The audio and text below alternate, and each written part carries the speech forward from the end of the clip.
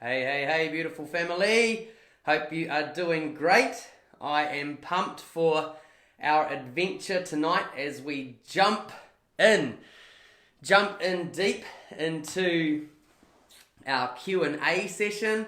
So I just want to say massive love to you all. Very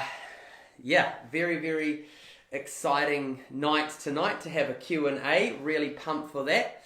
Good to see that people are here and lined up and ready and excited for a great night. I definitely am. Ords, great to have Ords there. Just give a shout out if you're in there. Say hello. Claire, great to see you. Just do a little thumbs up or a hello. That way I can see who's actually with us. Hi, Claire. Good to have you with us. Great to be here tonight.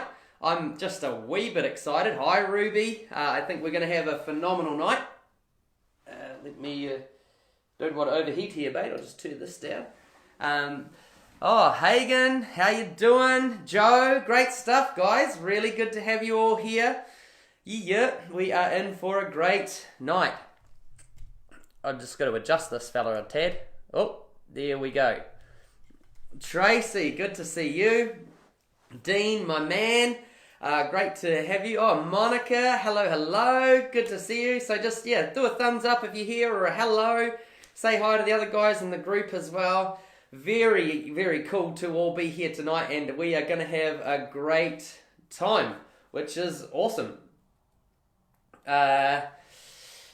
We have got I think we've got a couple of real ripper questions coming already. Wilson, my man from India. Neil, great to have you. Kia ora. Neil, yep, very cool to have Neil with us. And Wilson's one of our team based in India who's just doing a great job over there. So lots of love to you, Wilson, my man. We've seen a couple of good questions online, but why don't we just, to start with, let me tell you that if you ask a great question tonight, you'll definitely get a great reward. I will, if you ask a great question tonight, or any question will be considered a great question. I don't know if we'll be able to get to all of them. We'll see how we go. But if you've got a question, why don't you start firing those into the comments now? Questions that you'd like to explore. Now, if actually, so just fire those down into the comments. I'll see how we go on. I think if I can just, there we go. Yep, I've got a little system here, so I'll be able to see all the comments coming. So chuck in the comments if you've got a question. Otherwise, there's a couple that have already been asked, so we can get into those. But if you do ask a question tonight, then I will definitely send you did Jesus sin? Now, there's a good question. What a ripper of a question, Hagen.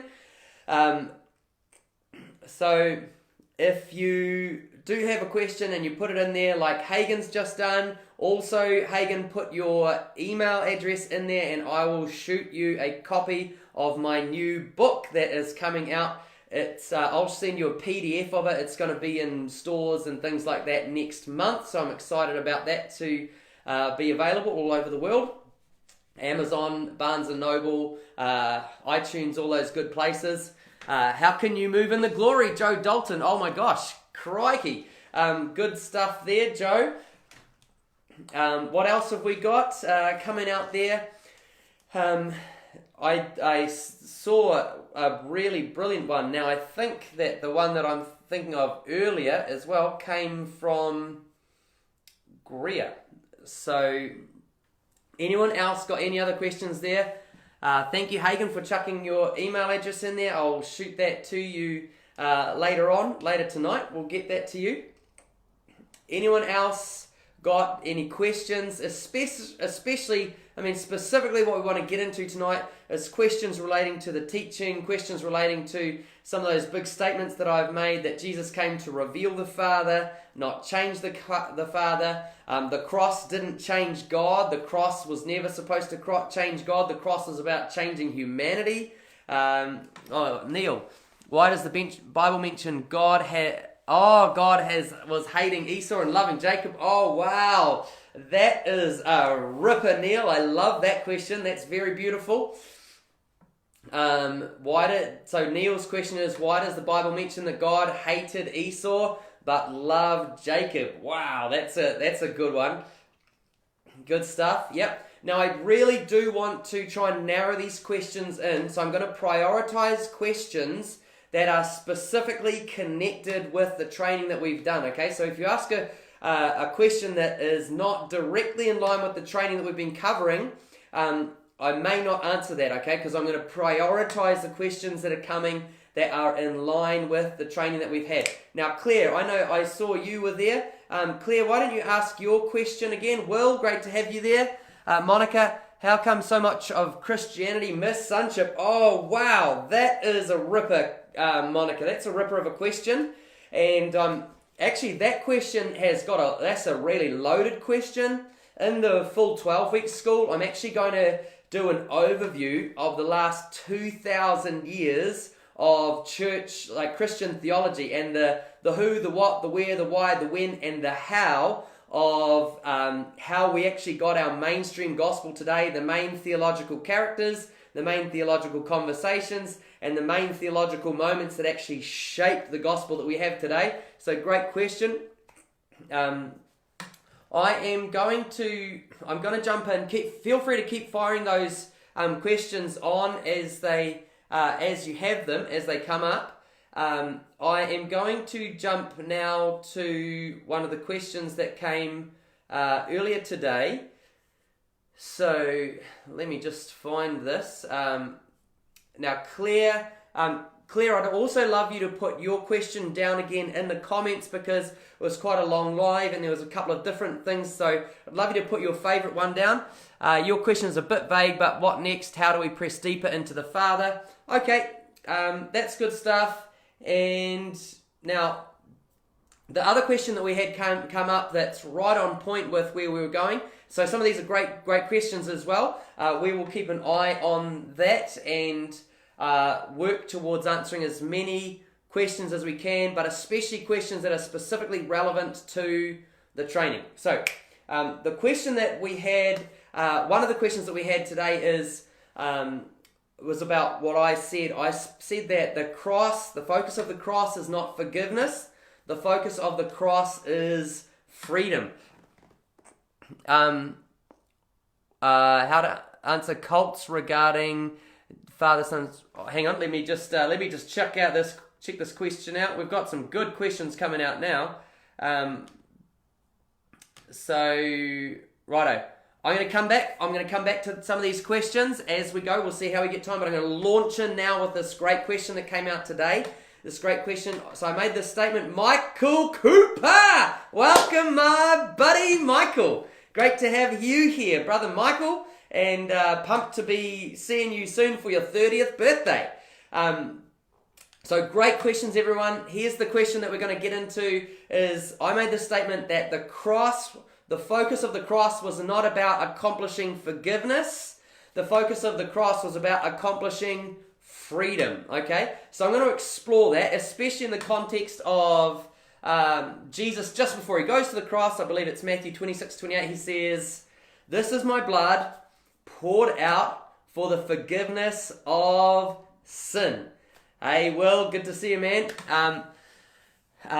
This is my blood poured out for the forgiveness of sins, that yet here I am making this bold claim that the focus of the cross was not to get people forgiven, but the focus of the cross was to get people set free. So let's kind of back this up a little bit, and let's explore even what forgiveness is, and let's explore a little bit of Christians' thoughts. Hi, Margaret, good to see you. Let's just explore a little bit of how Christians view this whole concept. Let me make a statement. When Christians say, are you ready? Brace yourself.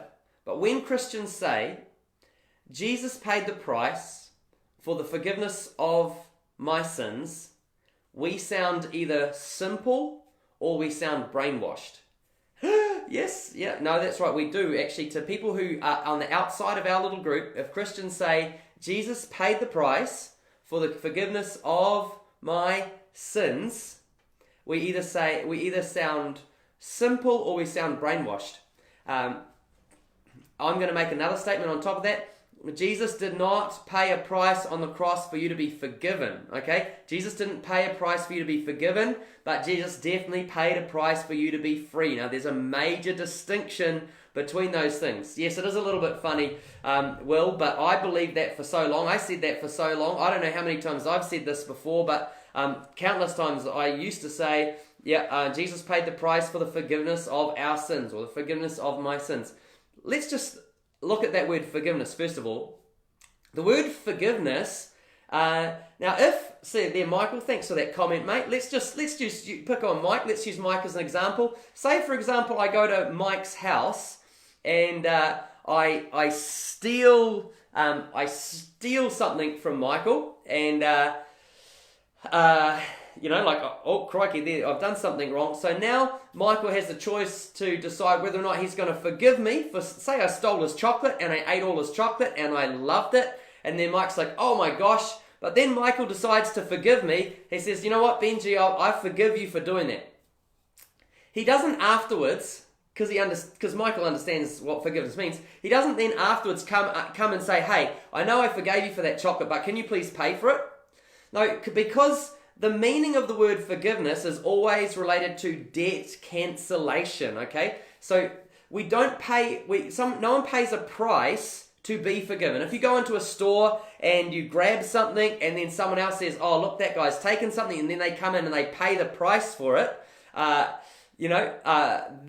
that debt it's a paid debt versus, so that someone's paid your tab, versus if someone forgives my tab, then there's no tab to pay, right? If the store owner forgives me, if he forgives that tab, then he actually cancels the debt as opposed to that debt being paid for. So I'm definitely saying, 100% adamantly saying, that Jesus did not pay a price for us to be forgiven from sin. But Jesus definitely paid a price for us to be liberated, to be completely set free from sin. In fact, in John 8:12, Jesus said, I am the light of the world. Whoever follows me will never walk in darkness. And that's talking about a sinless life. Now, Monica's got a question. Was the sin to do with the wrong identity, and Jesus came to reveal the union of the Trinity? Yes, absolutely, Monica. That's great, and there's depth to that question as well. So much depth to all of these questions. So, right, let's look at how... Let's look at this statement that Jesus made in Matthew 28:26, I think. This is my blood poured out for the forgiveness of sins. Now, this is actually an amazing statement, and the word there for forgiveness is the Greek word aphesis. They say aphesis, I don't know where you are in your world, say aphesis, because I have to teach on this stuff. And I love teaching on this stuff. I use little things to help make these words more memorable. Ulri, great to have you here from Germany. Great, so good to see you checking in. A delight to have you with us. So, I'm a little bit of a dodgy person in general, and I find some of these Greek words a little bit humorous. But the word aphesis, it's more memorable to me because it sounds a little bit like aphesi, which is, you can figure that out for yourself what that is. But aphesis, just the memory hook that I've got for that is aphesi. But aphesis, now that is a beautiful word. So the word translated forgiveness in Jesus' statement, this is my blood poured out for the forgiveness of sins.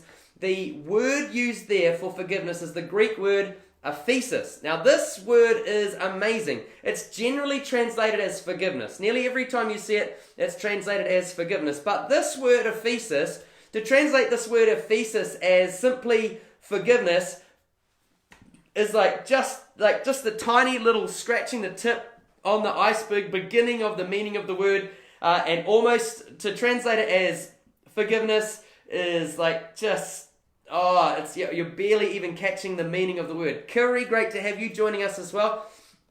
So a great way to jump in. We'll catch you soon then. Ulrich, have a great night at church. Love you, and we'll see you soon.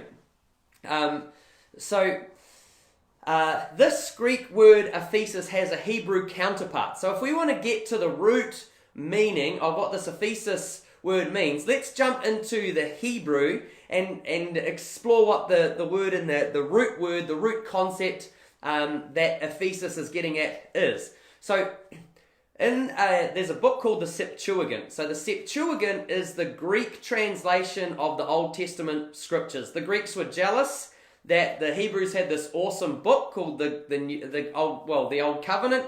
They were jealous that they had the Torah and the prophets and all the books of wisdom, and they're like, oh, we want one of those. So they translated it into Greek, and that translation of the Old Testament is called the Septuagint. Now, a great way to get a real clear understanding of what these Greek words and Hebrew words mean is to look at the Hebrew concept in the Old Testament and then see which Greek word they use to express the Hebrew concept. So you want to always start with the Hebrew concept and see how the Greek is trying to explain that Hebrew concept. So when they use the word Ephesus in the Septuagint, that word Ephesus was used to translate a Hebrew word. Now this is the concept that we want to get to the root of. The Hebrew word that is used to Ephesus is trying to communicate is the Hebrew word for jubilee, or in Hebrew yubel, which means ram's horn. Why does it mean ram's horn? What's so exciting about ram's horn? Well, ram's horn or jubilee. Sweet Monica, good. We'll catch you soon. So the Hebrew word, now this is what we want to really explore, because this is phenomenal good stuff. The Hebrew word jubilee is amazing because jubilee is the greatest party word in the Old Testament. If there is a party word in Hebrew, in the whole Hebrew concept, in the whole Hebrew Old Testament, you look at all the feasts, you look at everything that's there, there is one feast, there is one event that is the ultimate. It's the party of all parties. It's the gloriousness of all gloriousness. It's the freedom of all freedom. And it's this concept of Jubilee. So every 50 years, all right? So this only happens every 50 years. They would have 7 sets of 7 years where everything would be normal.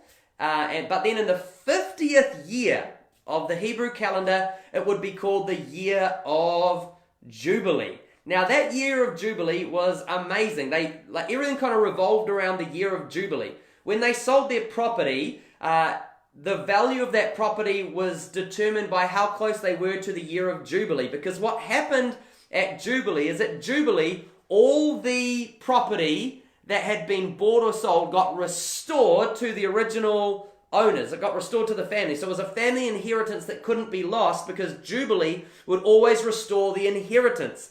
Not only that, but in the year of Jubilee, all debts were cancelled. Okay, so this is, in one sense, Ephesus does mean forgiveness in the sense that it means debt cancellation. So say debt cancellation. When we think forgiveness, we've got to think debt cancellation, not debt payment. Okay, debt payment has nothing to do with forgiveness, but Christians have welded the concept of Jesus paying for forgiveness and forgiveness together, and those are two concepts that can't coexist. Okay, paying for forgiveness, and it doesn't work, because forgiveness literally means debt cancellation. So if a debt has been cancelled, it cannot be paid for. So to say that a debt that was forgiven was also paid for doesn't make any sense. So we need to stop saying that, because we sound brainwashed and we sound simple. You can say, however, that freedom was paid for. Freedom can be paid for. Freedom can be, a price can be paid for freedom. And Jesus definitely paid a price for freedom.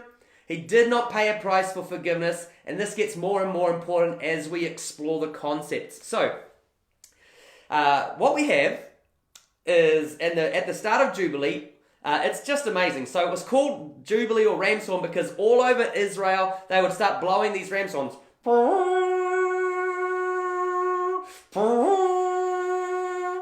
Hey, I hope you like my ram's horn. That was quite a good ram's horn. I think that was quite a good ram's horn. Anyway, give me a thumbs up if you like my ram's horn. And maybe I might be able to do another ram's horn for you. So, okay, we've got ram's horns blowing all over Israel to symbolize that it's the year of Jubilee. So the moment that the year of Jubilee comes on board, boom, ram's horns are blowing all over the nation, and it is on. These ram's horns are blowing all over the country because, oh my gosh, get ready. Hey, thanks guys. A few people like my ram's horns. Yeah. So all over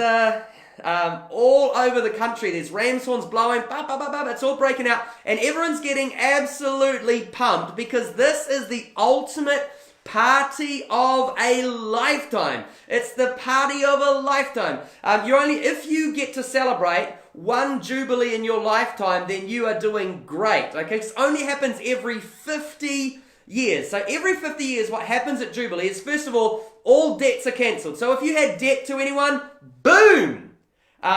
All debts are cancelled. Cheers, Neil. But how good is that? Imagine that. Okay, like you've got any debt right now. I'm sorry, guys. It's the year of Jubilee. So all your creditors, I'm sorry, guys. It's all cancelled. Okay. Now you've got to start rewiring your brain. When you see forgiveness, when you see the concept of forgiveness, you've got to start rewiring your brain and start welding forgiveness with debt cancellation as opposed to forgiveness with debt payment, okay? That's a false wiring. That's a false welding. We've welded two things that don't make sense together. So we're going to start rewiring forgiveness as debt cancellation. So all the debts are cancelled. Then anyone who was a slave got set free. What's that? That's a restoration of identity. So anyone who was a slave, they get totally set free from their slavery and restored to their sonship. Whoop, woo! Okay, so all debts are cancelled, all identity is restored, and that's right, all the property gets back, all the inheritance is totally restored. So you've got all debts cancelled, all identity restored, all inheritance restored, and then everyone enters into the rest because they didn't even have to work for a whole year. Wow. Hey, great question, Robert, by the way. Great question. And like I said earlier, if we can get to those questions tonight, we will. And I will definitely prioritize the questions that are right on point with the questions that are specifically related to the training that we've covered so far. So we've got all debts are cancelled, all slaves go free, so all identity is restored, all the inheritance is restored. Yes! And not only is all inheritance restored, no one has to work for a year. Everyone gets to enter into the rest. Oh, how good is that? And because everyone's feeling rich, everyone's feeling restored, everyone's got their inheritance back, and no one has to work for a year, you guessed it, the party of a lifetime is on. So it just breaks out all over the country. Ram's horns breaking out, party time, the party of your lifetime. It is going on. It is breaking out. It is exploding. The wildest party. This is like the too good to be true news. This is off the charts. This is like everyone's been waiting for this. No work for a year. Woo-hoo-hoo! Can you just think how cool that would be if you didn't have to work for a year? All your debts are cancelled. You're rich again. Your identity is restored. You were a slave and now you're back into your sonship. Oh my gosh. You'd sold your property, but now all the family farms, all the family properties, all restored. Ah, yes. Wow. So that is, oh my gosh, isn't that phenomenal? Boom. So that is Ephesus. So when Jesus is saying, this is my blood poured out for the forgiveness of sins, forgiveness is only just the very beginning. He's saying, this is my blood poured out so that all debts will be seen to be cancelled. All debts will be understood. Like everyone's going to understood, boom. All debts are cancelled. Everyone's going to understand that all identity is restored. Everyone's going to understand that all inheritance is restored. Everyone's going to be able to enter into the rest, and everyone's going to be able to enter into the joy of the Lord and the greatest bliss party in world history. Woo-hoo-hoo-hoo! So, boom. Yeah. So, how good is that? That's exciting. So there's another Greek word, eugilion, which I always struggle to say. It's a real difficult word to say. Eugilion. My memory hook for that is eagle lion, because it kind of sounds almost like eagle lion, but eugilion. Hey, thanks for the comments there, Wilson. Thank you.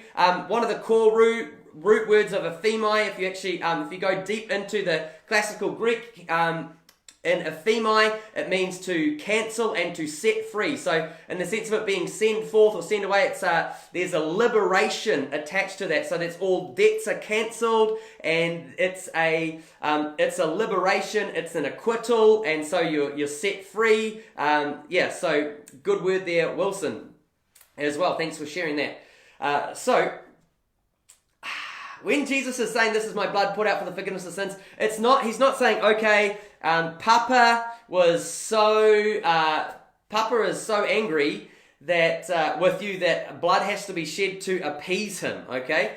He's not saying that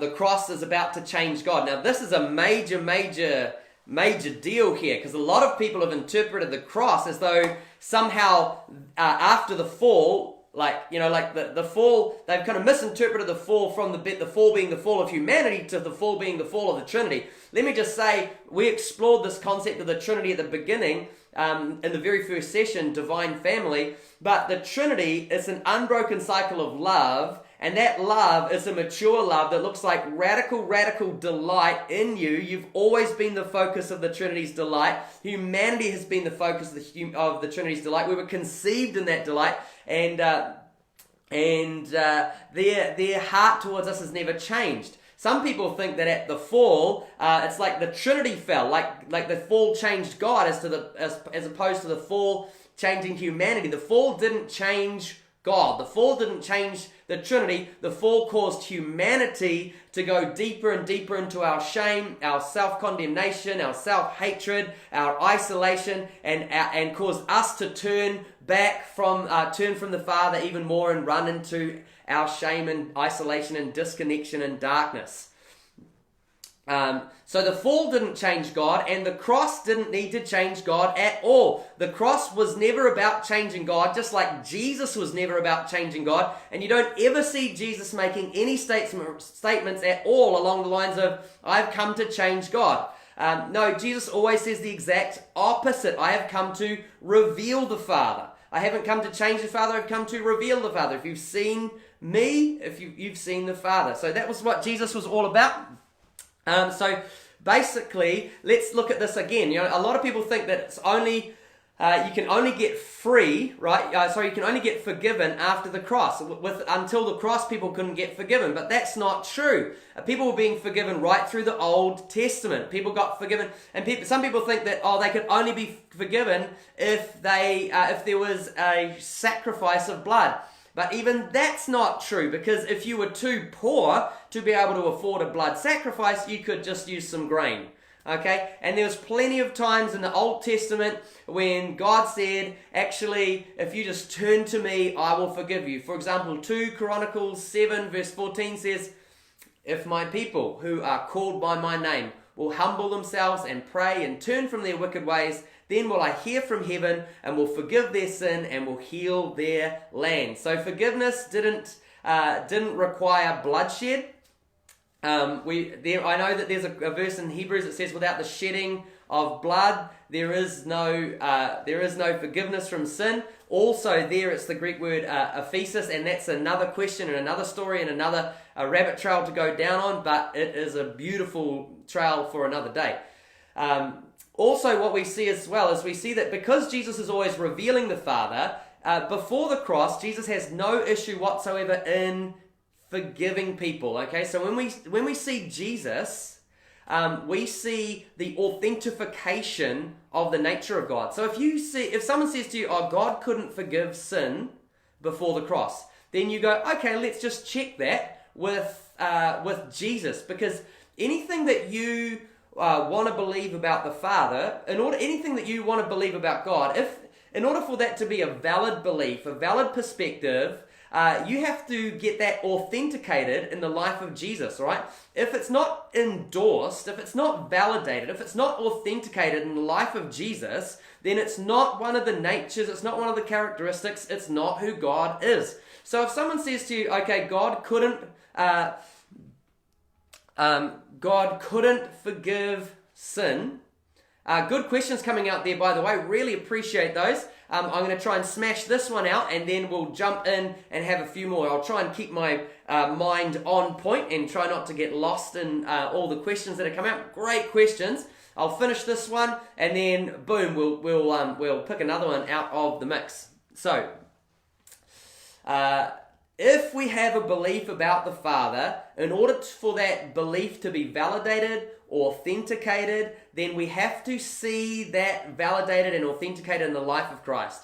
So if someone says to you, oh, look, God couldn't forgive people before the cross, then you've got to go, okay, right, let's see if that's validated. Let's see if that's authenticated in Jesus, who is the exclusive revelation of God, who is the exclusive revelation of the Father. So when you look at the life of Jesus, is there anywhere where Jesus forgives sin before the cross? And the answer, we would all say, is yes. If you think the answer is yes, then hit a yes. If you know a place where Jesus did forgive sin before the cross, why don't you shout that out? If you even know a story from the Old Testament where someone got forgiven from sin before the cross, why don't you just put that down or give a high five or like, yes, amen, totally, I agree, I've seen that, I understand that. Let's take, for example, the woman caught in adultery. This is a beautiful setup because all the religious aristocracy is anticipating Jesus to condemn this lady. They're expecting that he is going to condemn her because they think that's the nature of God. Now they've had a lot of religious training to bring them to that place. Yes, Claire, I totally agree. The woman caught in adultery. So there she is, John chapter 8. She's brought out in front of Jesus, and we see here the nature of the Father revealed. We see the nature of the Father endorsed. We see the nature of the Father validated and authenticated. And hey, cheers, Dean. So what we see there in John 8 with the woman caught in adultery is we see that it is the nature of the Father, it is the character of the Father to effortlessly forgive sin before the cross. Now, good work. Yep, the woman at the well as well. Ha, ha, ha. So then let's look at the purpose of the cross, okay? Let's look at the purpose then of the cross. The cross is about bringing freedom, okay? When people think that God is the one that needs to be restored, then they think, then the cross is about forgiveness so that God can finally forgive us. No, we're looking at it wrong. We're looking at it backwards. So let's step back and realize the cross is not trying to change God. The cross is not trying to get God free.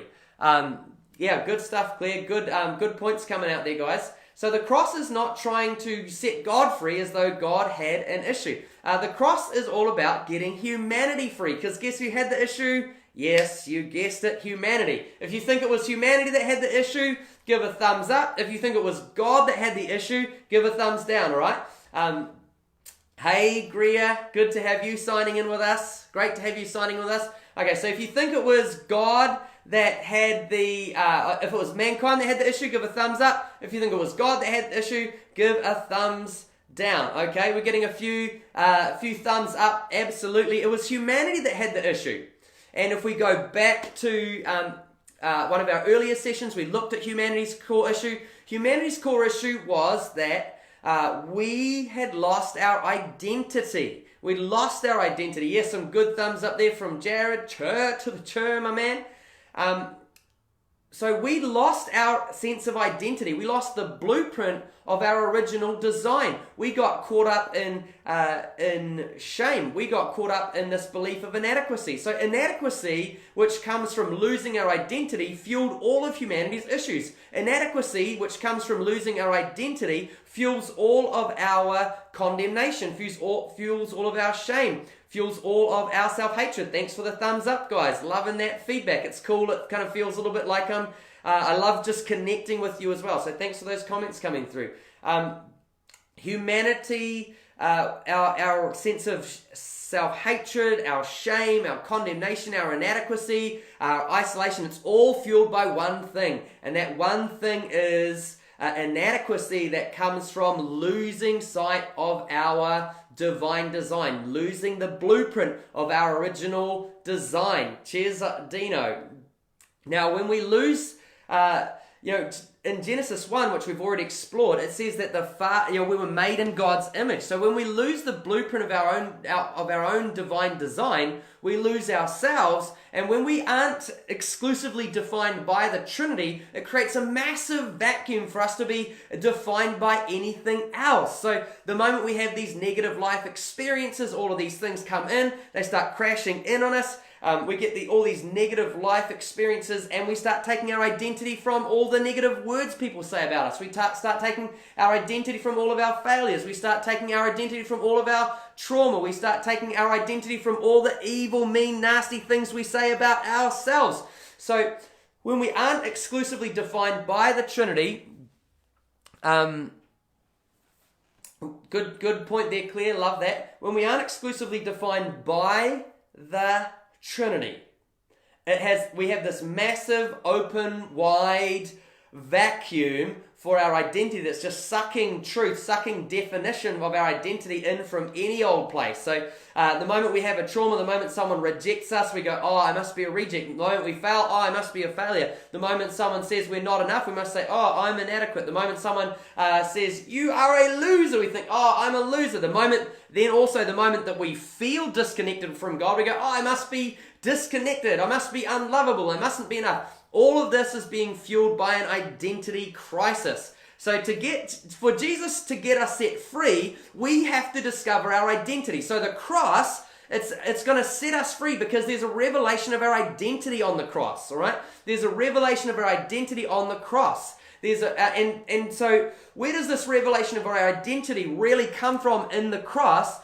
The revelation of our identity always comes from one place. That's right. The one place that it comes from is our true identity comes from the reality that we're exclusively defined by the Trinity.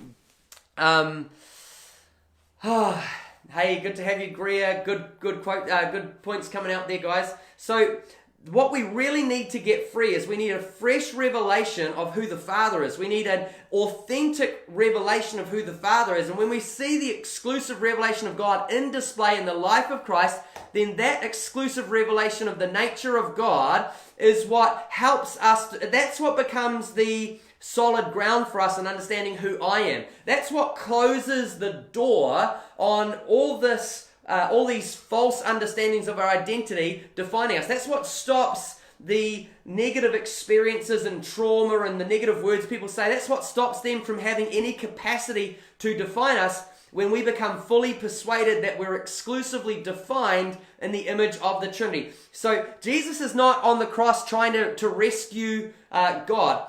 Actually, one of the funny things that I've seen in studying all this, and people who propose and assert the concept that Jesus was on the cross pacifying an angry, wrathful God, they would say that on the cross, here's what their statements would be. One of the guys' quotes is, the irony of the gospel is that God saves us from God. No, your video didn't freeze. That was me just going, how bizarre is that? That the irony of the gospel is that God saves us from God. Oh my gosh, if you've come to the conclusion that you think the whole irony of the gospel is that God saves us from God, oh wow, you have missed the boat mightily. God did not come to save us from God. And when you think the cross is just about achieving forgiveness so that God can forgive us, because he was so angry and ticked off and full of wrath because of your sin that he just had to punish someone in order to be able to forgive. He had to punish. If that's what you think about God, if that's what you think about the gospel, then you miss the whole point and you think that Jesus came to save us from God. What? How bizarre. That would indicate that you think that God was the one that was changed at the fall. No, God wasn't changed at the fall. Humanity were the ones that were changed at the fall. It was humanity that needed to be saved. Okay, Jesus didn't come to save us from God. He came to save us from ourselves. How much better is that? Jesus came to save us from ourselves because we were the ones that had lost sight of the Father. We were the ones that lost sight of our own identity. And so, if you're building all that up to the cross, hey guys, thanks so much for the feedback. When you're building that all up to the cross, what you're going to see on display on the cross is you're going to see a revelation of the Father. Now, what you want to do as well with understanding this is you want to connect this all in with what Jesus said in John 8, the very same chapter of the woman caught in adultery. It's talking like that theme. That is an amazing chapter. Its theme is all about condemnation and freedom from sin. It's the same chapter where Jesus says, whoever sins is a slave to sin. It's the same chapter where he says, he is a liar and the father of lies, talking about the devil. But it's also the same chapter that Jesus says in John 8:32, you will know the truth, and the truth will set you free. So this is one of the most powerful themes in the whole New Testament. We can't take this too seriously. So we don't want to rush over this. We don't want to go over this real quickly. We want to camp on this and meditate on this concept for a little bit, because what Jesus has just said there is absolutely huge and phenomenal. Jesus said in John 8:32, then you will know the truth, and the truth will set you free. So here's a guarantee for you, all right? This is like an absolute, certifiable guarantee. You can take this to the bank every single time. If you know the truth, it will set you free. If you're not free, so like a little equation we can do with that is if you're not free, it's because you don't know the truth. Now, sometimes we might think, well, I know the truth, but the Greek word there for know is the Greek word gnosko, all right? It's the Greek word gnosko, which doesn't mean just an intellectual head knowledge, which, in our education system, and it's kind of focused around just get people to have a head knowledge. But gnosko is almost like the Greek counterpart of the Hebrew word yada. And the Hebrew word yada, it's an intimate, experiential knowledge to see, to hear, to feel, to touch, to taste, to smell. So gnosko, it's all about a deep understanding. It's not just about a head knowledge. It goes beyond just your conscious awareness. Nigel, good to have you checking in with us, my man. Great to see you, buddy. So it's not just about a head knowledge. It goes deeper than just a conscious understanding. It goes into a subconscious understanding and an unconscious understanding. So often we're actually driven by these beliefs that are in our subconscious that we're not even aware of them, but they're driving all of our feelings. They're driving all of our emotions. They're driving all of our behaviors, because they're deep-seated beliefs at the core of our being that are actually fueling our feelings. They're driving our feelings. They're driving our emotions. They're driving our behaviors.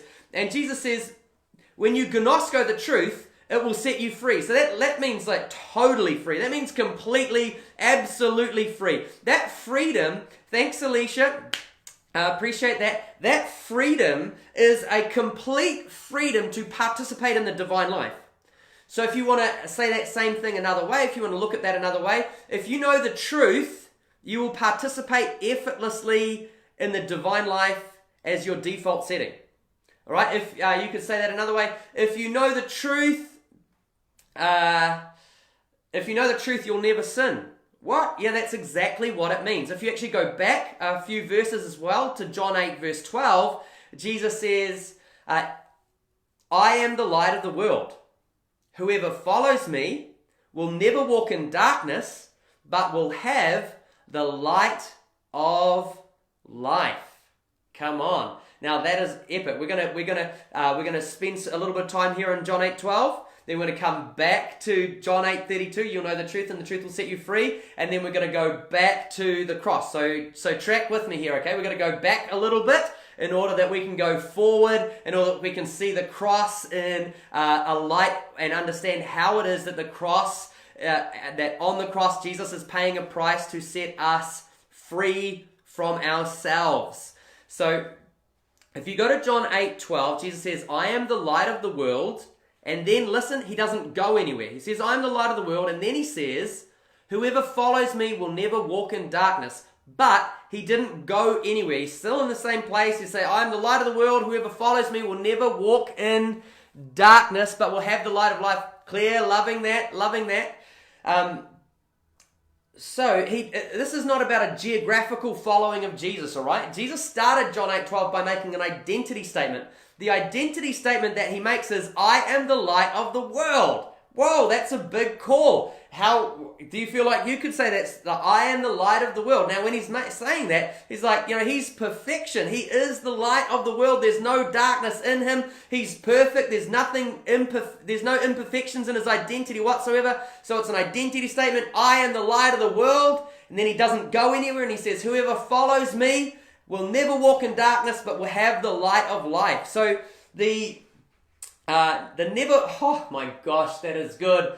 He's not talking about geographically following. He's talking about following him in the way that he believes, in the way that he thinks about his own identity. Then later on in Matthew 5:48, he says, you are the light of the world. So we are the light of the world. Jesus is saying, making an identity statement, I'm the light of the world. And he says, whoever follows me, whoever thinks like me about their identity, whoever realizes that they're exclusively defined by me, whoever becomes fully persuaded, not just consciously, but deep into every part of our body, soul, and spirit, becomes absolutely fully persuaded. That's the renewed mind, when every part of your body, soul, and spirit is absolutely, completely, fully persuaded that you're exclusively defined by the Trinity. That's what knowing the truth looks like. And when you know that truth, you will be completely free. And Jesus says you will never walk in darkness, which means you will live an absolutely sinless life. You will live a sinless life. You will live a sinless life. You will live a sinless life. You will live a sinless life when you know who you are. All right, so when you know who you are, you're guaranteed. Freedom is a guarantee. There's no ifs, buts, or maybes. You can take freedom to the bank. You can cash that in. When you gnosko the truth, you will absolutely 100% every single time be free from sin. You will never walk in darkness. And then the best bit is you will have the light of life. Now that Greek word for have, you might think have sounds like an average word. It doesn't sound like anything special. But that word have is the Greek word echo. Whoa, echo. When you know who you are, you will echo. Hey, welcome, Jess. Good to have you here. When you know who you are, you will never walk in darkness, and you will have, or the Greek word for have there is the Greek word echo, and you will echo the light of life. Now, the light of life, the Greek word life, is the word Zoe. It's referring to the divine life. Here's how you can tell that Jesus is using the Greek word Zoe to refer to the divine life, because he says, I am the way, the truth, and the Zoe. He says, I define Zoe. I define the divine life. I define what that is. So he's saying, you will echo the divine life. It doesn't just mean echo. It could also mean to possess in your hand or to wear as a garment. So you will echo, you will carry in your hand, you will wear as a garment, and you will echo the divine life, and you will never walk in darkness when you know who you are. Come on, how good is that? Now, this is all before the cross. Jesus is saying this freedom to walk in the divine life is available for you right now. He was saying to his disciples, right now, before the cross, if you will follow me, if you will understand who you are, if you get fully persuaded of your identity, that you're exclusively defined in the image of the Trinity, you will never walk in darkness, you'll never sin, you'll never have that addiction issue, you'll never have that pornography issue, you'll never have that self-hatred, you'll never have that self-doubt, you'll never have that shame and condemnation. You'll never have that offense. You'll never have that bitterness. You'll never have that fear, stress, worry, anxiety. You'll never have any negative feelings. You won't have those negative emotions. You won't have those negative behaviors. You will never walk in darkness. Boom! Yes. Oh my gosh. You want that. You want that. You want that. Now that's what the gospel produces in your life when you get it. You will never walk in darkness, and you will echo. You will wear as a garment. You will carry in your hand. You will possess for yourself the divine life, the divine state of being. And listen, it's not going to be something that you wake up in the morning and you have to strive to accomplish. It's not going to be something that you wake up in the morning, you have to pray in tongues for 14 hours. You have to read 82 chapters of the Bible. You have to do 14 backflips, and then you have to get down on your knees and say a silent prayer for 10 minutes before you can echo. No. The echo echo becomes your default setting. The echo becomes your brand new normal. When you gnosko the truth, when you know who you are, when you follow Jesus and thinking about yourself the same that he thinks about himself, you will never walk in darkness. You will echo the divine life. It will be your normal. It will be your default setting. You will participate effortlessly and seamlessly in the fellowship of the Trinity as your normal. Every moment of every day when you gnosko the truth, you'll echo the divine life. Ah, glorious, glorious, glorious. And it's so real, it's so true, it's been happening in my life. I've been tasting this fruit, and there's nothing better in my whole Christian walk. I've never tasted anything better than discovering this. So let's fast forward a few verses. Hey Gabriel, good to see you, love your face. If you fast forward from John 8:12 to John 8:32, boom, ta-da, Jesus says, again, reiterating the same theme, when you know the truth will set you free. So what will it set you free from? And what will it set you free into? The truth will set you free from darkness. The truth will set you free from every false identity that you've ever lived out of. The truth will set you free from every false image of God that you've ever believed, that you've ever struggled with. It'll set you free from all of these things. You can take the truth to the bank. It will definitely set you free. Here's another dynamic that we need to pay some attention to. Another dynamic that we need to pay some attention to when it comes to Jesus' statement, you will know the truth and the truth will set you free, is that Jesus is revealing that the currency in the spiritual realm for freedom is truth. All right? Okay, that's a massive concept right there. Kareen, great to have you with us. What a pleasure. Great to have you here, Kareen. Thanks for your comment. Great to see you there. So now this is phenomenal right now. This is huge. This concept right here is absolutely huge. So we're gonna camp on this. We're gonna take a moment on this. Before the cross, right? Before the cross, Jesus declares. And guess what? Jesus defines reality, okay? So if you don't like this concept, then you're going to have to take it up with Jesus and ask him if he can rewrite reality for you. But Jesus defines reality before the cross, and Jesus says, before the cross, Jesus says, it's the truth that sets us free. So when it comes to spiritual, the currency in the spiritual realm that will set a person free is knowing the truth, all right? Knowing the truth is what is going to set you free. So if the cross is about setting us free from sin, if the cross is about enabling us to step into... so Joe, question, the currency in the spiritual realm. So the currency of freedom, let me say this again, if I wasn't clear, let me say that this, in the spiritual realm, the currency for freedom is truth, okay? So if you want truth, the way that you, I just rewound, I hope that was okay for you, I just rewound. The currency for freedom in the spiritual realm is truth. Jesus said, John 8:32, when you know the truth will set you free. So what he's saying is, if you don't know the truth, you'll live in slavery to sin. But when you do know the truth, you will echo the divine life.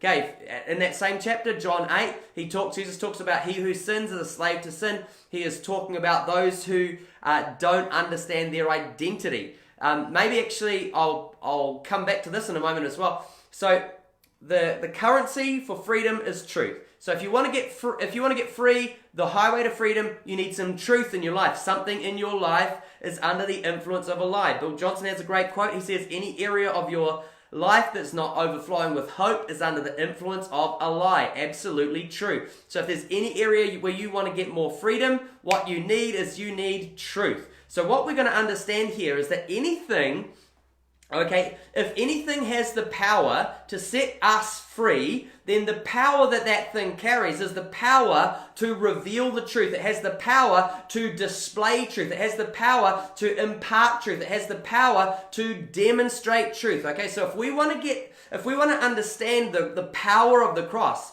if we want to understand the power of the blood of Jesus that sets us free, that cleanses us from all sin, that cleanses our conscience, that leaves us completely free from sin, then we have to understand that the currency for freedom in the spiritual realm is truth. So if we want freedom, we need truth. Jesus wanted us to get free. So he came to set us free by revealing the truth. That's why his whole ministry was focused around revealing the Father. And you're going to see that if you haven't caught that session yet, go back and see the session Jesus Reveals the Father, because everything that Jesus is doing, his whole life, is revealing the Father. Jesus is the glove, the Father is the hand inside of the glove, and everything that the Trinity does is they're dancing together, revealing the truth, revealing the truth. And as that truth is revealed and we catch that truth, it sets us free from false images of the Father. It sets us free from false identities, which means that when we're set free from false identities, we discover who we are. We get set free from inadequacy. We get set free from lack. We get set from fear, stress, worry, negative feelings, negative emotions,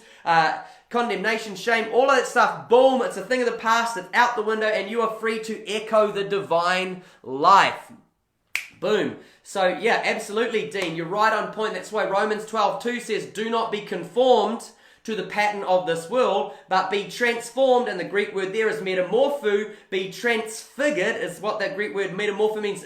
So do not conform to the pattern of this world, but be transfigured by the renewing of your mind. Because it's the mind, it's our mind, our conscious, subconscious, unconscious, where we are captives, where we are slaves, where we are bound. It's because of our minds. But if we renew our minds or repent, now repent does not mean do a 180. Repent simply means change the way you think, which is why Jesus was always on about repent, change the way you think. The kingdom of God is at hand. So what we have to start seeing when we look at the cross is we have to see, okay, the cross is not paying a price to satisfy the wrath of an angry God, okay? Throw that one out the window. If you think that the cross is paying the price to satisfy the wrath of an angry God, you're going to come to the conclusion that the gospel, the irony of the gospel is that God saves us from God. Now that's a backwards gospel. When the conclusion of the gospel is that God saves us from God, we got it backwards. God doesn't save us from God. God saves us from ourselves by revealing the truth.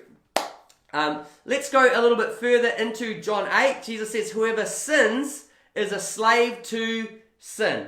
Romans 3 verse 23 says, for all have sinned and fall short of the glory of God. Okay, all have sinned and fall short of the glory of God. So let's even unpack what sin is a little bit here. So all have sinned. Now the word there for sin is actually the English word sin is an archery term that means to miss the mark, which is an accurate translation of that Greek word there. So sin is to miss the mark. All right, then we've got to ask, if sin means to miss the mark, what's the mark? Romans 3:23 tells us, for all have sinned, for all have missed the mark and fallen short of the glory of God. So what is the mark? The mark is the glory of God. That's the mark. That's our identity. Now let me lock this in for you. Let me protect your identity. Let me secure your identity.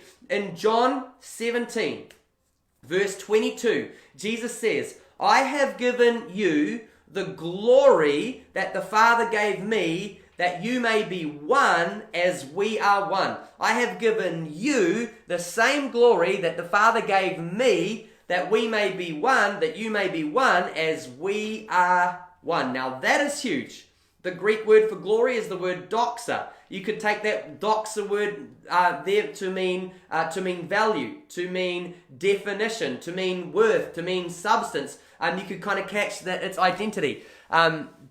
Absolutely clear. It's definitely about the choices that we make to believe. It's all happens in our mind. That's why it's all about the renewed mind. So Jesus here in John 17:22, he protects our identity so that religion can't steal your identity, so that your negative experiences can't steal your identity, so that all the pain and the trauma that you've been through in your life can't steal your identity, because Jesus says, I have given them. So this is kind of interesting as well. It's a past tense statement about a future people saying that I have, so it's past tense. Jesus has already, even before he said that, I have given them the same glory. Now that Greek word there, doxa, it also means the fullness of the majesty, the fullness of the majesty of the deity, the full stature of the deity. It's a pretty extreme word, but Jesus used it, and he said, I have given them the same glory, the same doxa, the same majesty, the same glory that you gave me. Boom, that's identity right there. He's protected your identity forever.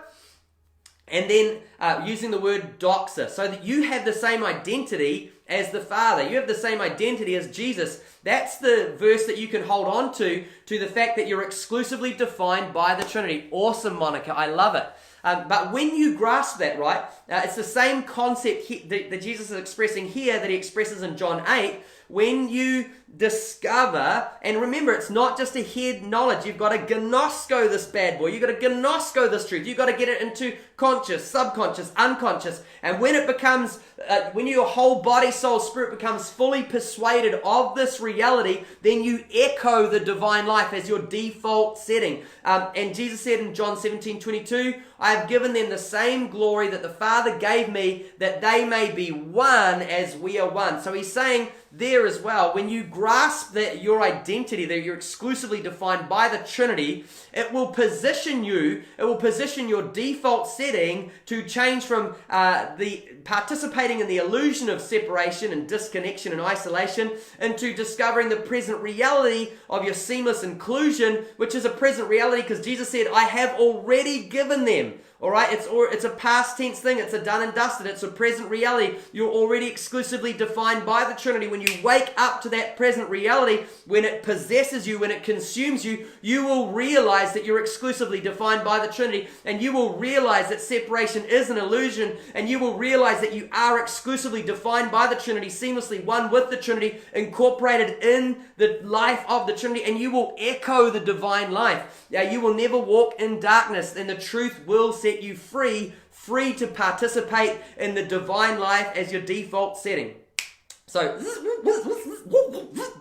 ding, back to Romans 3:23. Romans 3:23 says, all have sinned and fallen short of the glory of God. So to sin, right? What is it to sin? To sin, hey, good to have you guys here. Good seeing people checking in.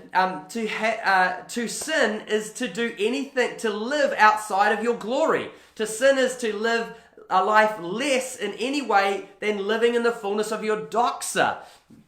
Okay, so any time that you live outside of the full manifestation of the glory of God in your day-to-day life, anytime that you live less than the full manifestation of the glory in your life, that's what sin is, okay? So sinning is any time, any moment of the day when you echo anything less than the full manifestation of the divine nature. When your echo is anything less than that dance of the Trinity, when your echo is anything less than the fullness of the divine life, that's what it means to sin, all right? So we shouldn't really necessarily be pointing to all those people outside the church and saying, hey, you're sinning because, we've kind of all, that's why Jesus is like, anyone who hasn't sinned, cast the first stone. You know, when he's saying that to the ladies, and everyone's like, oh, flip, let's go home, because everyone realized, yep, they had sinned. So, also, on that note, really important to just highlight and emphasize this concept again, is that when it comes to your identity and your behavior, God makes a distinction, all right? He doesn't say that you're defined by your behavior. He says that your definition, your identity comes from Him, all right? And when you discover that your definition, your identity comes from Him, your behavior changes because we behave according to what we believe. So if you believe you're a sinner, boom, you will sin. You'll never be free from sin. This is why when my whole life I could never get free from sin when I lived in church. I could never get anywhere near getting free from sin when I lived in church because I always It was so funny.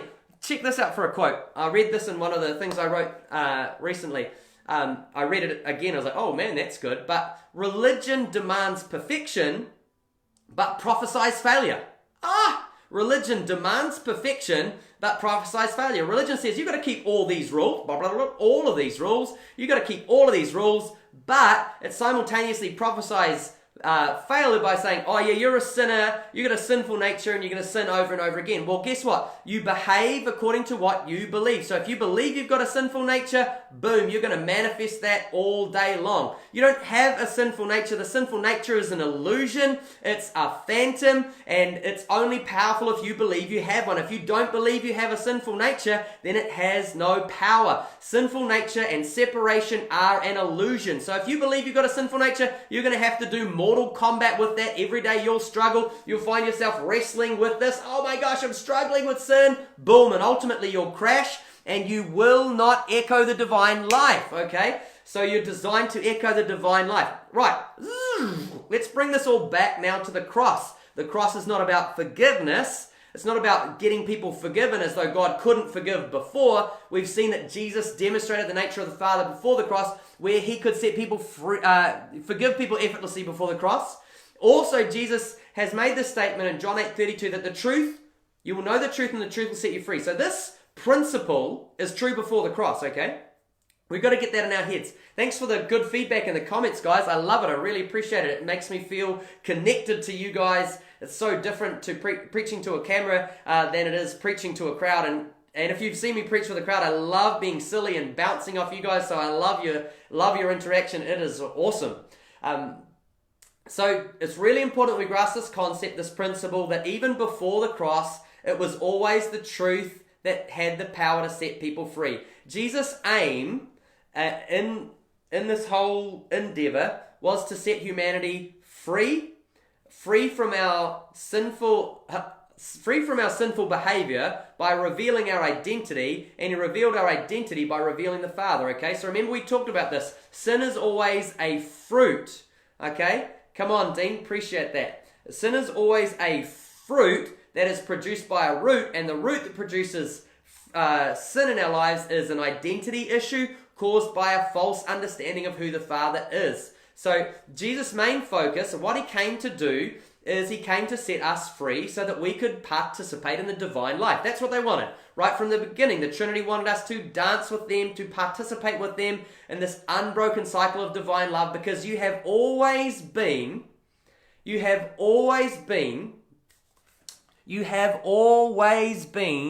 focus of the Trinity's delight. You have always been the focus of the Trinity's delight. That what happened at the fall is that you got disconnected from the dance, and they loved you like crazy, and they never stopped loving you. You were conceived in that delight, and they want you in that delight. And humanity disconnected ourselves because of our false image of God and our false image of ourselves. We disconnected ourselves at the fall. There was no issue with the Trinity. They didn't have this emotional breakdown, a spiritual meltdown, a crazy metaphysical breakdown, and everything went to chaos in the Trinity. No, the Trinity was always delight in you. The Trinity was always dancing and living in radical delight, and beautiful, beautiful Trinity, living it up all the time. So, Trinity's doing that. Trinity is living it up, and you were designed to participate in the divine life.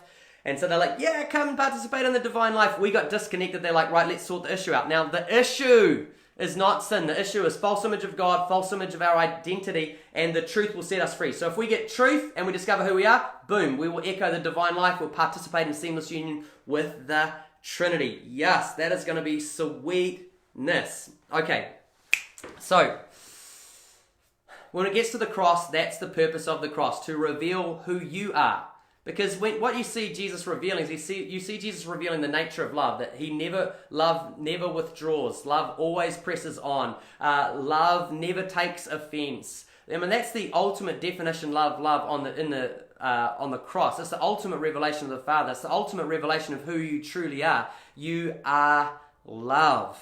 Okay, so that's how the cross sets us free, and that's the difference between the cross being about freedom and not not being focused about accomplishing forgiveness. The cross did not accomplish forgiveness. The cross released a revelation of truth, and that truth has the power to set you free, because the cross has a revelation of the Father that will set you free, and the cross has a revelation of the true identity of who you are. The cross has a revelation of the extreme, extravagant, outrageous love of the Trinity for you, and that longing for you to come back and dance in the dance. Boom. I hope that was good chicken for you. There's still more depth to all of that. That was a huge, massive, deep question. I wanted to do it justice, so I hope that's done it justice. Give me a thumbs up if you think that's I've had a pretty good punt at that one.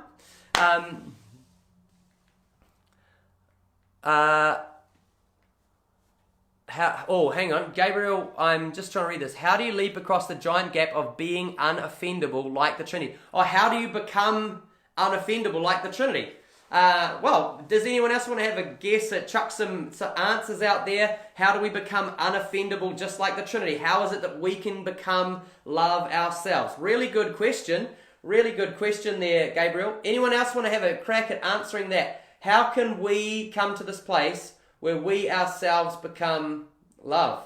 I really like that, Gabriel. Anyone want to guess? I'm just going to say it's pretty simple. It's this whole process of the renewed mind. It's this whole process of when we discover, beautiful, Claire. When we discover who we are, when we discover who we are, it's the renewed mind. So Gabriel, again, it's always comes back to the renewed mind. Over and over and over, it comes back to the renewed mind. The renewed mind is what produces the transformation in us. Alicia, there is some hard work involved in renewing our minds, because we've got to confront every lie inside of us that is actually perpetuating our disconnection from love. Remember, mature sonship looks like, here's what mature sonship looks like. Mature sonship looks like the ability to receive divine love perfectly and the ability to give perfect expression to divine love. So the orphan illusion looks like the inability to receive God's love and the inability to express divine love. So anytime that we fail to express divine love, there's a disconnection in us somewhere, and those disconnections are always produced by lies. So it's time for us to go deeper in the love baptism. It's time for us to go deeper in the renewing of our mind, and ultimately, thanks, Dean. Ultimately, it's always the truth that sets us free. So it's the truth that empowers us to echo the divine life. And Jesus demonstrated for us our true identity. He demonstrated for us the true nature of the Father. He demonstrated on the cross what it looks like to echo. He demonstrated for us what it looks like to echo the divine life on the cross. And it looks like love. Come on, great stuff there, Claire. Great stuff there, Dean. Great words. Appreciate sharing those things. So it's the process of becoming love, and the process of becoming love is the process of the renewed mind. And when we see Him as He is, we become like Him. So really, so much of it is fueled out of a journey of intimacy. When you dance with the Trinity and you see who they are and you see who you are, it's this beautiful revelation of truth. And you don't necessarily have to get more and more introspective in the sense of keep looking into yourself. You're not the answer. You're not the solution. It's not about looking for lies in yourself. It's about looking into His eyes, looking into their gaze, devoting yourself to seek their face, spending time in the Word, spending time in the presence, spending time soaking in the love. It's like fixing your eyes upon Jesus, and all of that journey of intimacy is going to go boom. It's going to produce so much transformation on the inside of you when you have an encounter and you see His face and you see for yourself the nature of God as He wraps His arms around you, as He takes you deep into His embrace, as you come face to face with Him, as you have experiences in heaven, as you have experiences in the Word, as you have experiences as you're praying and seeking the Lord. Then boom, it's as we see Him, we become like Him. Great stuff. Hey, let's chuck out some other questions there. Anyone who's got a question right there? Hey, appreciate that, Claire. Thank you that you're loving that. Basically turn off Netflix. Well, there is a season for everything, Gabriel. But if turning off Netflix is what it takes for you to see Him face to face, then that would be good. That would be a good concept. Right, chuck out there anyone else who's got a question right on point. I want to prioritize questions right on point with this whole concept of Jesus revealing the Father, the divine dance, the orphan illusion, separation is an illusion. Great stuff. Good word there, Dean. Mate, I loved your live as well, Dean. It's really primo stuff, man. Just really awesome stuff. Loving all the good stuff that you're bringing out. You're really adding a lot of value. So cheers for that, Dean. Now let's score some other questions. Who's got another question? Pump it out. Otherwise, I'm going to check back through some of the older comments. Just trying to figure out how to pull all those up. I'm creating a moment now. If awareness is important and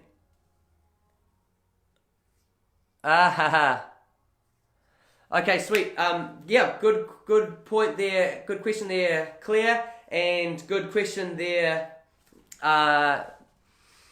Joe. And totally. The answer really is a love baptism. Actually, Paul nails it in Ephesians 3. Let me pull this verse up for you in Ephesians 3. Check this out for a verse in Ephesians 3 for like an apostolic prayer. So Paul, let's jump into this on Ephesians 3 there on this concept of what you guys are bringing up now. Ephesians 3, 17 to 19, I'm going to read this to you from the Amplified Translation. It says, "May Christ, through your faith, actually dwell, settle down, abide, and make his permanent home in your hearts. May you be rooted deep in love and founded securely on love, that you may have the power and be strong to apprehend and grasp with all the saints, God's devoted people, the experience of that love which far surpasses mere knowledge without experience, that you may really come to know practically, through experience for yourselves, the love of Christ which far surpasses mere knowledge without experience, that you may be filled through all your being unto all the fullness of God, and have the richest measure of the divine presence, and become a body wholly filled and flooded with God himself." Wow, come on. Now, how's that for some good theology, right? Most people would say that Paul was the ultimate theologian. He was the ultimate theologian, and from Paul's perspective here in Ephesians 3, verse 17 to 19, I read that to you from the Amplified Classic Version. Paul is saying that, look, check this out from the ultimate theologian in world history. You want to found, we'll read it again because this is just phenomenal. "May Christ through your faith actually dwell, settle down, abide, make his permanent home in your hearts. May you be rooted deep in love and founded securely on love." Okay, so he's making the point that we are called to be founded on love. Our whole Christian experience, our whole journey with the Trinity, everything about this whole story, everything about this whole adventure, everything about this great quest is supposed to be founded on something. And the foundation that our whole Jesus relationship, our whole adventure is supposed to be founded on, is supposed to be founded on love. Now let's check this love out. What type of foundation should it be? We want to see this in Ephesians 3. This is Paul's apostolic prayer for you and I. May you be rooted deep in love. Boom, that's your life. May your whole story, may your whole journey, may your whole moment by moment, may your tomorrow, may your yesterday, may your today, may it be rooted deep in love and founded securely on love, that you may have the power and be strong to apprehend and grasp with all the saints, God's devoted people, the experience of that love. That you may be strong to grasp the experience of that love, and what is the breadth and height and depth of it. Come on, he's saying that this has got to be founded. Your whole experience with God, your whole relationship, all your theology, all your action, all of everything that's coming out of you, everything that your life is about is supposed to be founded on a radical baptism in the love of God that's high and deep and wide. And what else did he say about it? That you may really come to know practically through experience for yourselves. So it's not just a metaphorical, it's not just a mental, theological, theoretical, possible experience of love. This is a real, supernatural, tangible experience of love. And not just a little trickle. No, this is a real, supernatural, tangible, practical, experiential baptism in the supernatural, divine love of the Trinity that would be your moment by moment, that would be your foundation, that would be your firm setting. This is what Paul wants them to found their lives on. He wants people to discover the supernatural baptism into the love of God, and let your experience, let your journey, let it all be founded on the supernatural baptism in the love of God. So if we haven't made that the main point, if we haven't made that the main destination, if we haven't said to people, look, this is the focus, well, the focus of all this church and everything is, we want to see you baptized into the love of the Trinity, baptized into the depths, the heights, the widths of the supernatural, tangible, manifested, fiery love of the Trinity. We want to see you baptized into delight. We want to see you baptized into bliss. We want to see you baptized into ecstasy, so that every part of your being, body, soul, and spirit is completely immersed in the love of the Trinity. This is what Paul's saying is the whole point of where we're supposed to be, where we're supposed to go, what we're called to, where we're called to bring people. We're not called to bring people into fear and disconnection and religious condemnation and shame and guilt and self-hatred. We're called to bring people into a baptism in the love of the Trinity, that their whole being could be founded on that. So even as we're doing evangelism, what's the whole point? Reveal the Father from the very beginning. That's not like Christian elite. That's the very beginning. Let every part of our message be about baptizing everyone in this divine love. Let the whole message, let the whole focus be about introducing people to this baptism of love, introducing people to this Father, revealing the Trinity, revealing that love that, boom, just baptizes, saturates. Come on, let's finish reading this verse. That you may really come to know practically through experience for yourselves the love of Christ, which far surpasses mere knowledge, without experience, that you may be filled through all your being unto all the fullness of God, may have the richest measure of the divine presence, and become a body wholly filled and flooded with God. Oh, juicy, glorious, beautiful. Even the Great Commission, right? Let's reassess the Great Commission. Matthew 28, Jesus says, go therefore and make disciples of all nations. Hey, Tennille. Hey, it's great to have a few others checking in. Love having you guys jumping on board. So the Great Commission, therefore go and baptize all nations. So he doesn't say, he says go and make disciples of all nations. So one point there is that he's not just saying make disciples in nations. He wants us to disciple entire nations, disciple cities, disciple nations. And then he gets to this point, baptizing them in the name of the Father, the Son, and the Holy Spirit. This is the Great Commission. The Great Commission is to actually baptize nations, to disciple nations, and to baptize nations into the name. So now the word name, we've got to understand that in the Hebrew concept, name is nature. Name is nature. Name is nature. Name is nature. So for Jesus to say, baptize, go therefore and make disciples of all nations, not make disciples in nations, it's make disciples of all nations, make disciples of cities, make disciples of nations. Go therefore and make disciples of all nations, baptizing them into the name. Now the name, that word should mean nature. We should perceive that to mean nature. Baptizing them in the nature of the Father, the Son, and the Holy Spirit. Now if you're going to baptize nations into the nature of the Father, the Son, and the Holy Spirit, you are going to baptize nations into the most extreme, extravagant, outrageous, wonderful, glorious baptism of love and bliss and ecstasy that you could ever imagine. So even the Great Commission and Paul, they resonate. Paul says, make your foundation a baptism baptism into the love of the Trinity. And Jesus says the message, the purpose, what I'm sending you out to do is to baptize nations into the love of the Trinity. Wow! Go therefore and make disciples of all nations, baptizing them in the name, or baptizing them in the nature of the Father, the Son, and the Holy Spirit. Yeah. Come on, it's not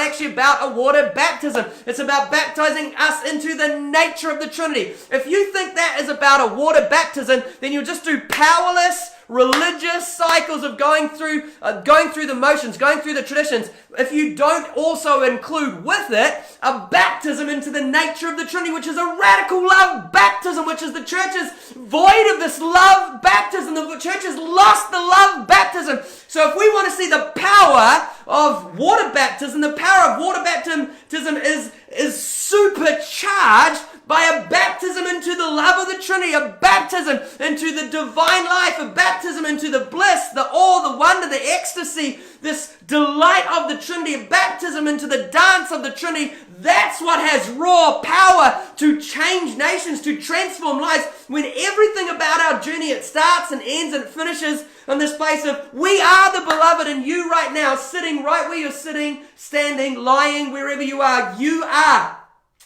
And there's one thing that I actually felt the Lord saying that He wanted to say the most, He wanted to communicate the most tonight, and it's such a basic thing, but it will revolutionize world history when we get it. And I just felt on the heart of the Trinity tonight is just to say to you, right where you are the focus of their delight. So right now, the Trinity has their eyes on you. The Trinity has their eyes on you, and their focus as they're looking at you right now, their eyes as they're gazing on you right now, their focus is delight. Their eyes are infused with delight.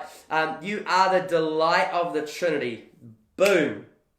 Hey, hope that was valuable for you. Just give a thumbs up if you like that. I know I just got gloriously juiced up from that. Let me know how good was that. Have you had a good time? Now, I'm sure that there's way more questions. And Jesus went on to teach them and say that I've commanded you not to teach them. Yeah, great. Yeah, that's great, Dean. Dean's just added that Jesus commanded them to go on and teach them everything that I have commanded you. And He gave us the instruction to love one another as He has loved us. Boom. Oh my gosh. Hey, so massive love to all you guys.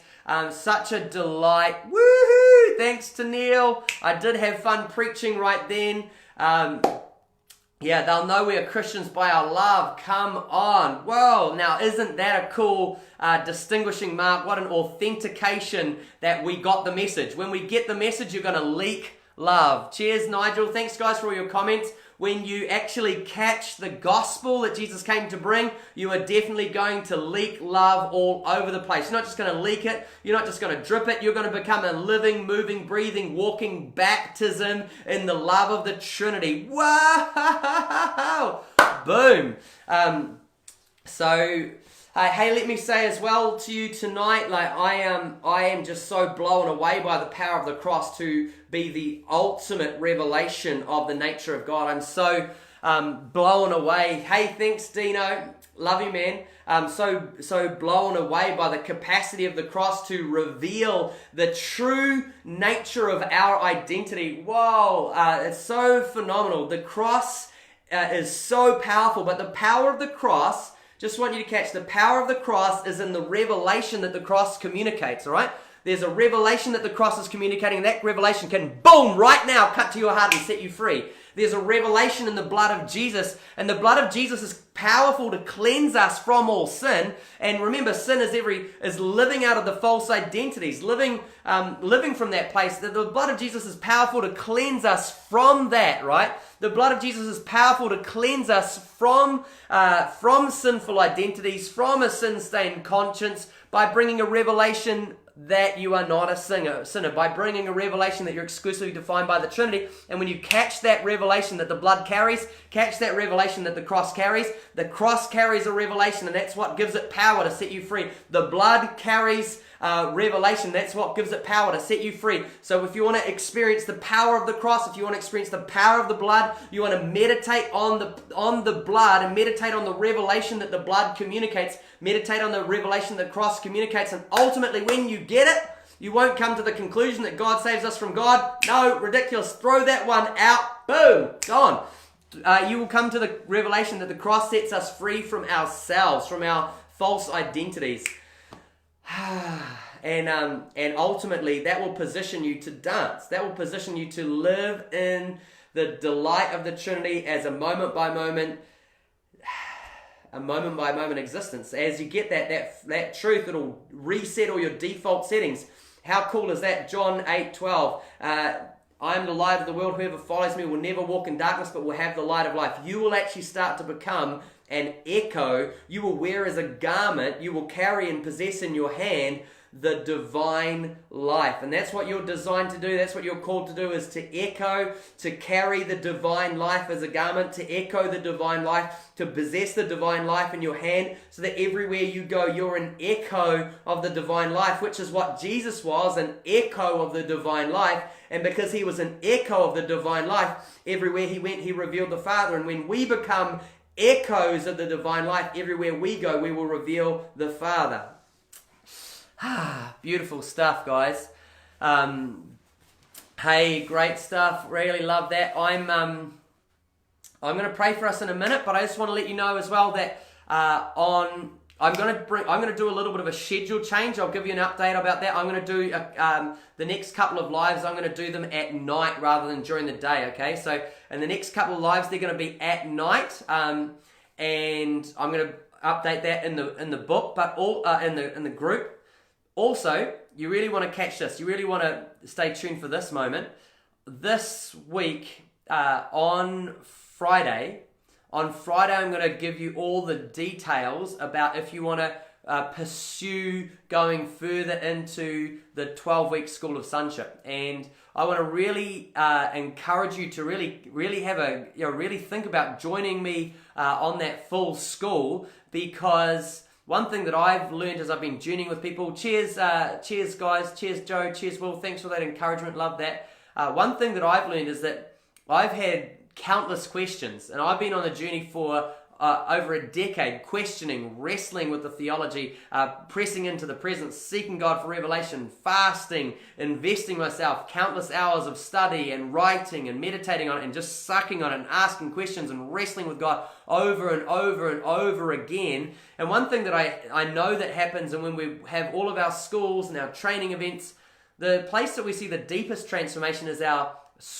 our sonship program, where people actually have time to meditate on this and wrestle with this and journey with this in a community. So I really want to encourage you. My thoughts would be that you would have way more questions. I can only scrape the surface tonight, but we're just going to go real deep in that. We're going to go deep into the history of Christian theology, where that came from. We're going to go deeper into this stuff. We're going to go deeper into love baptisms. We're going to go into supernatural lifestyle. We're going to go into building kingdom community. So stay tuned, because I'm going to give you updates on how you can be a part of that. And I don't want anyone who wants to be in there, I don't want anyone to miss out. I would love everyone to be on board. So if you're keen, stay tuned, because I want to make a way for everyone who is keen to be on board. And I really, really, really want to highly recommend this journey. It was priceless to keep continuing the journey with family. So get thinking about that. I would love to have you on board, and I'm excited, very, very excited to announce some really cool things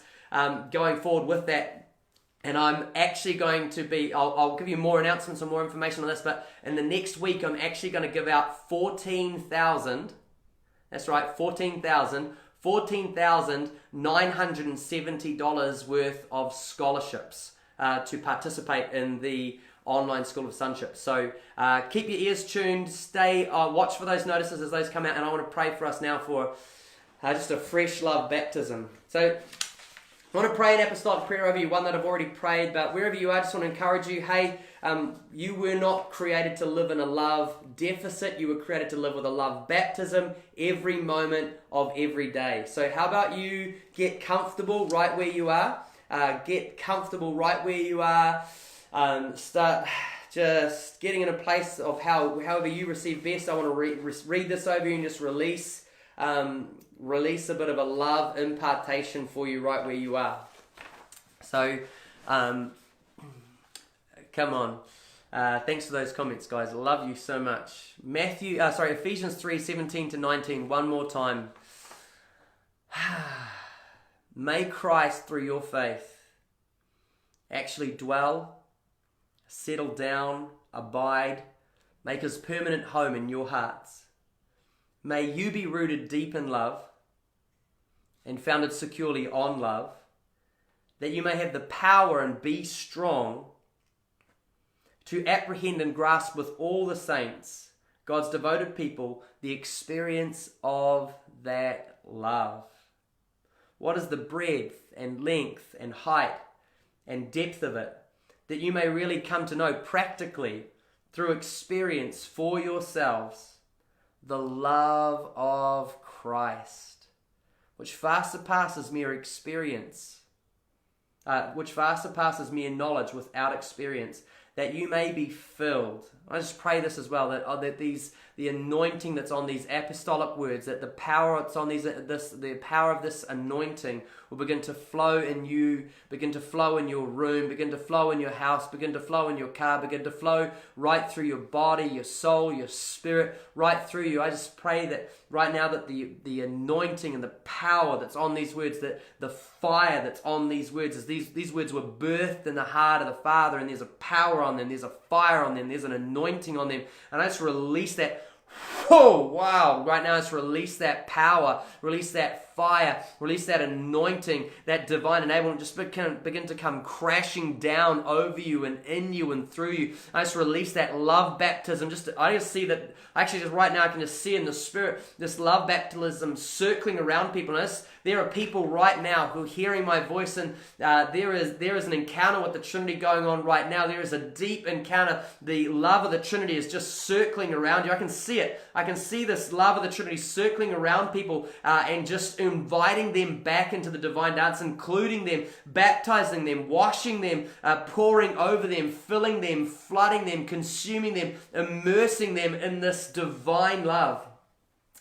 That you may really come to know practically through experience for yourselves the love of Christ, which far surpasses knowledge without experience, that you may be filled, that you may be filled through all your being unto all the fullness of God, and may have the richest measure of the divine presence and become a body wholly filled and flooded with God himself. Whoa! So I just declare right now a filling in the name of Yeshua Messiah, a filling, a baptism, a filling, an overflow, an impartation, a release of the fiery love of the Trinity right now, that delight of the Trinity would just baptize people. And I just prophesy right now. I actually I see in people's minds, it's like these old tracks, used to play all these tracks, and they're just getting removed. These tracks of condemnation, these tracks of rejection, these tracks of being unlovable,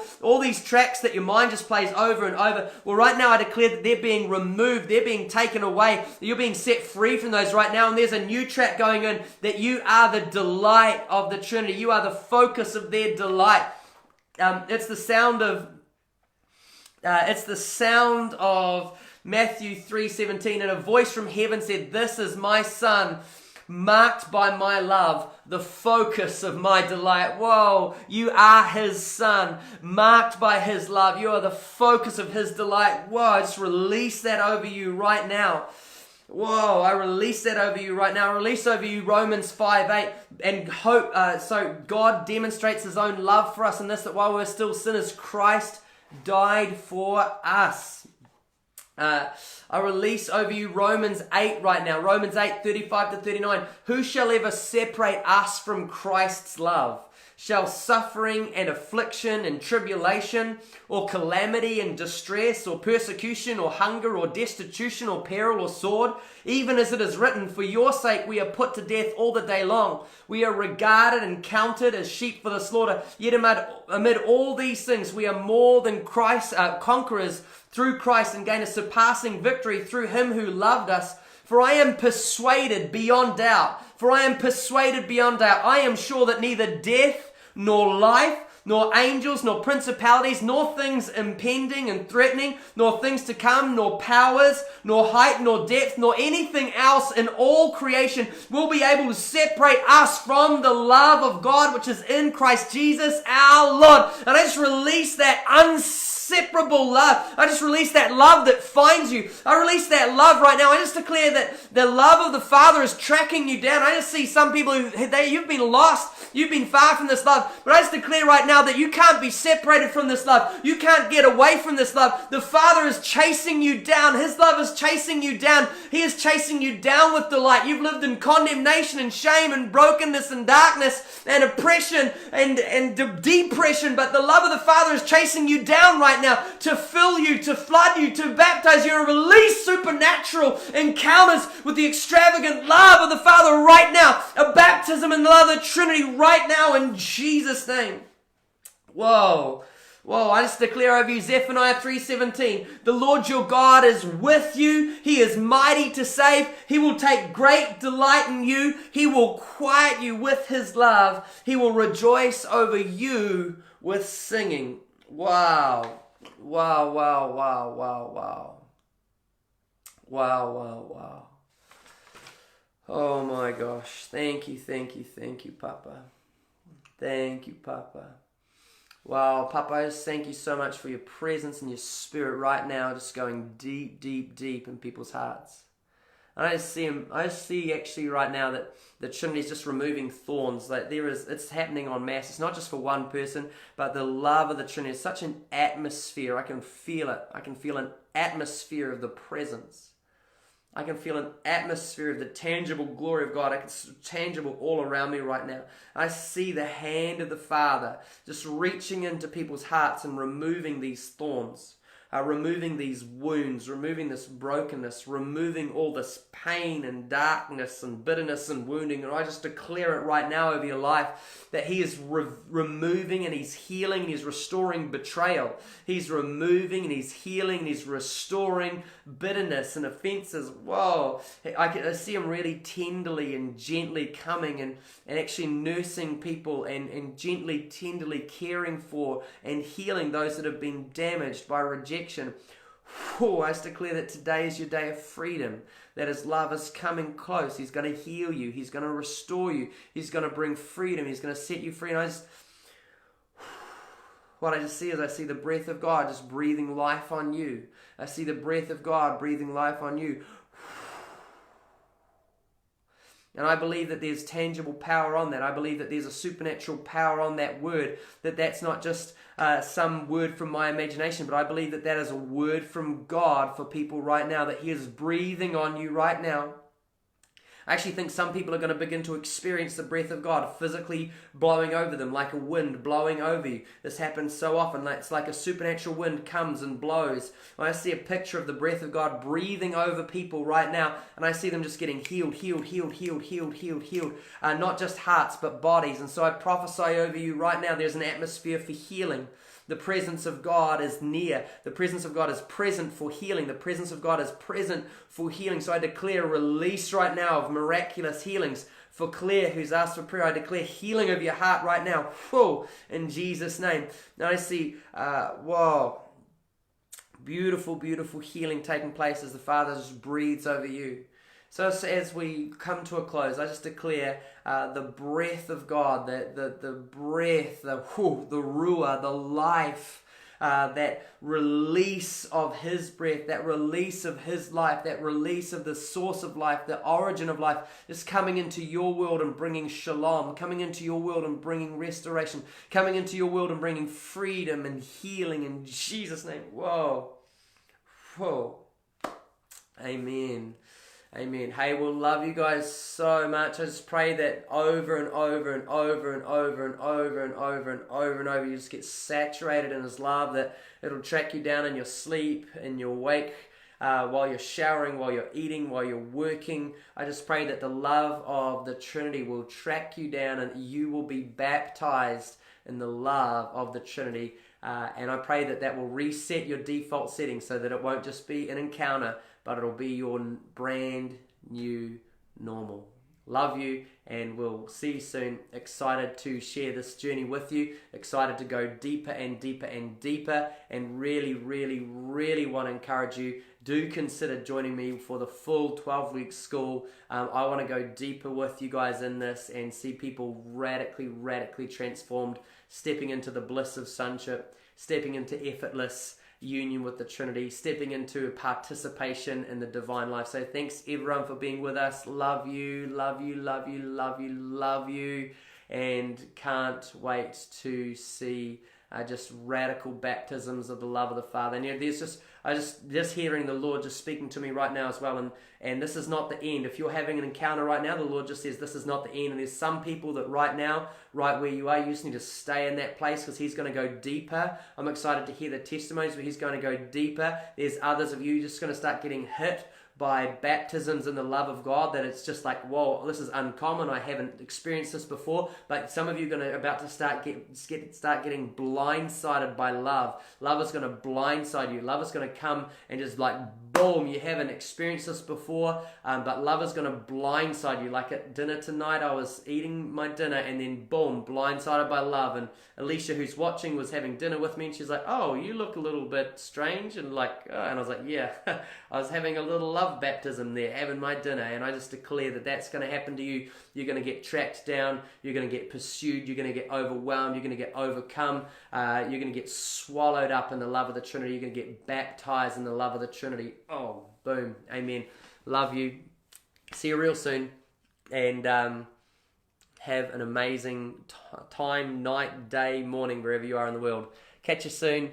And please, please, please don't forget to do lives. I'd love some more 60-second lives. So jump on, share how this has been impacting you, share the testimonies of healings and restorations and love encounters that are coming out. We want to celebrate with you. We want to share this journey together. Love you. See you soon. Boom.